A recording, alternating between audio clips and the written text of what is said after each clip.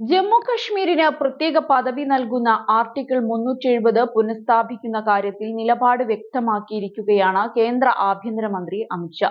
കോൺഗ്രസിന്റെ അന്തരിച്ച മുൻ പ്രധാനമന്ത്രി ഇന്ദിരാഗാന്ധി സ്വർഗത്തിൽ നിന്ന് ഇറങ്ങി വന്നാലും ആർട്ടിക്കിൾ 370 പുനഃസ്ഥാപിക്കില്ലെന്നാണ് അമിത്ഷാ അറിയിച്ചിരിക്കുന്നത്.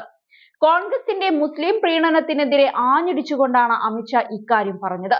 മുസ്ലിം സംവരണം മുഖ്യ വിഷയമാക്കി ചൂണ്ടിക്കാട്ടിയാണ് അമിത്ഷാ കോൺഗ്രസിനെ വിമർശിച്ചത്. കൂടാതെ അയോധ്യ രാമക്ഷേത്രത്തിന്റെ നിർമ്മാണം കോൺഗ്രസ് മനഃപൂർവ്വം വൈകിക്കുകയാണ് ചെയ്തതെന്നും അമിത്ഷാ ആരോപിക്കുന്നുണ്ട്. നിയമസഭാ തിരഞ്ഞെടുപ്പിന് ഒരാഴ്ച മാത്രം ശേഷിക്കെയാണ് അദ്ദേഹം മഹാരാഷ്ട്രയിൽ 3 റാലികളിൽ പങ്കെടുത്തത്.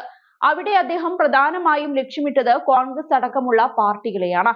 പ്രതിപക്ഷ സഖ്യമായ മഹാവികാസ് അഘാഡിയിലെ മറ്റു പാർട്ടികൾക്കെതിരെയും ബി.ജെ.പി. നേതാവ് ആഞ്ഞടിച്ചു.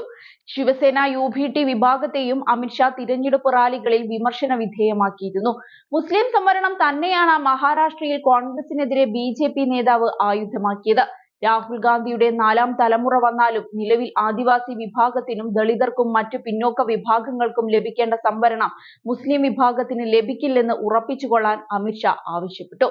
ഇക്കാര്യത്തിൽ കേന്ദ്ര നിലപാടിനോട് ചേർന്ന് നിൽക്കുന്ന അഭിപ്രായമാണ് അമിത്ഷായും പങ്കുവച്ചത്. മുസ്ലിം വിഭാഗത്തിന് ജോലിയിലും വിദ്യാഭ്യാസത്തിലും സംവരണം നൽകിയാൽ ഫലമായി എസ്.സി, എസ്.ടി, ഒ.ബി.സി വിഭാഗങ്ങളുടെ അവകാശങ്ങൾ വെട്ടിച്ചുരുക്കേണ്ടി വരും. ഇതിനുശേഷമാണ് ഏത് സാഹചര്യത്തിലായാലും കേന്ദ്രം എടുത്തുകളഞ്ഞ ആർട്ടിക്കിൾ 370 പുനഃസ്ഥാപിക്കുന്നത് പരിഗണിക്കുക പോലുമില്ലെന്ന് അമിത്ഷാ പറഞ്ഞത്. പ്രസംഗത്തിൽ പ്രതിപക്ഷ സഖ്യമായ മഹാവികാസ് അഘാഡിയെ ഔറംഗസേബ് ക്ലബ് എന്നാണ് ഷാ വിശേഷിപ്പിച്ചത്. കൂടാതെ ബി.ജെ.പി. ഉൾപ്പെടുന്ന മഹായുതി സഖ്യത്തെ അദ്ദേഹം പുകഴ്ത്തുകയും ചെയ്തിരുന്നു. ഛത്രപതി ശിവജിയുടെയും വീർ സവർക്കറിന്റെയും ആശയങ്ങൾ പിന്തുടരുന്ന ആളുകളാണ് എം.വി.യിലെന്നായിരുന്നു അദ്ദേഹം പറഞ്ഞത്. കൂടാതെ മറ്റൊരു റാലിയിൽ കോൺഗ്രസിന്റെ അഴിമതി അദ്ദേഹം എടുത്തു പറയുകയുണ്ടായി.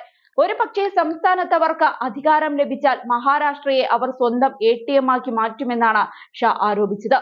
ഇവിടെ നിന്ന് പണം പിൻവലിച്ച് അവർ ഡൽഹിയിലേക്ക് അയക്കുമെന്നും ഷാ ആരോപിച്ചിരുന്നു.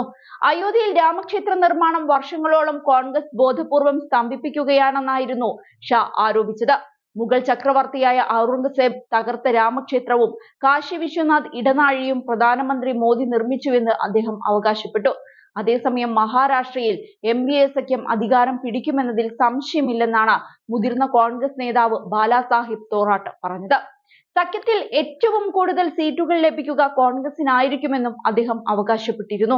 തന്റെ സ്വന്തം മണ്ഡലമായ സംഖനേർ നിയോജക മണ്ഡലത്തിൽ പ്രചരണം നടത്തുന്നതിനിടയിൽ സംസാരിക്കുകയായിരുന്നു അദ്ദേഹം.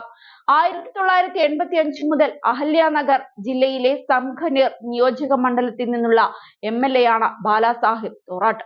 ഏതായാലും ഒരു വലിയ പ്രതീക്ഷയോടെയാണ് മഹാരാഷ്ട്ര ഏവരും നോക്കിക്കാണുന്നത്.